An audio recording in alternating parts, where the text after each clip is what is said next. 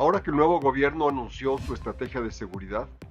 yo creo que es un momento para reflexionar sobre cuál es el origen del problema de seguridad, porque mucho de lo que ocurra para bien o para mal en los próximos años va a depender de que haya un buen diagnóstico de cuál es el origen y naturaleza del problema. El gobierno ha anunciado una primera estrategia, unos prolegómenos de lo que podría ser su estrategia de largo plazo, y me parece que responde a muchas de las problemáticas que el país ha venido enfrentando. Sin embargo, hay un fenómeno de origen que es mucho más de carácter político que de carácter específicamente de seguridad, que yo creo que tenemos que reconocer y entender de manera cabal. El viejo sistema político a lo largo del siglo XX fue un sistema que era tan centralizado, tan concentrado el poder en la capital del país por una parte y en el gobierno federal por la otra, que tenía una capacidad de presión, una capacidad de control sobre todo el país. Las policías, había policías de cada estado por supuesto, pero el control que actuaba, que manejaba, que administraba desde el gobierno federal era brutal e imponía su ley en todo el país. Eso permitía mantener bajo control al país, eso permitía que las mafias de narcotráfico se mantuvieran a raya, nada más se dedicaran al negocio de tránsito del sur al norte,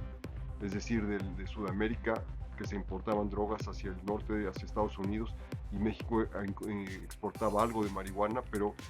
lo fundamental es que en términos de seguridad, la seguridad se mantenía porque el gobierno federal tenía una enorme capacidad de control. Ese control se fue perdiendo por diversas razones, porque la sociedad cambió, porque se fue urbanizando, porque hubo cada vez más clase media y menos personas dependientes del gobierno, porque se abrió la economía y eso hizo que tanto los sindicatos como la actividad económica en general estuviera mucho más liberada y mucho menos bajo el control y tutelaje del gobierno. Todo eso culminó por el día en que el PRI perdió la presidencia en el año 2000, momento en el cual se divorció o se rompió el matrimonio que había habido entre el PRI,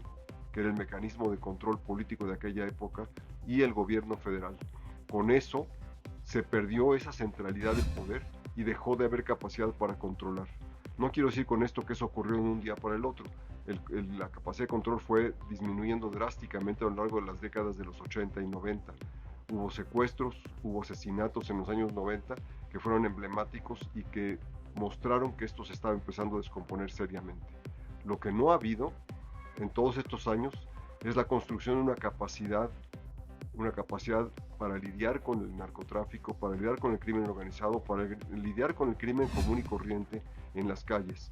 Los gobiernos estatales, los gobiernos municipales debieron haber cachado esa bola, debieron haber logrado, tomado bajo su control la administración de la seguridad a nivel municipal y estatal, pero eso no ocurrió más que de manera marginal.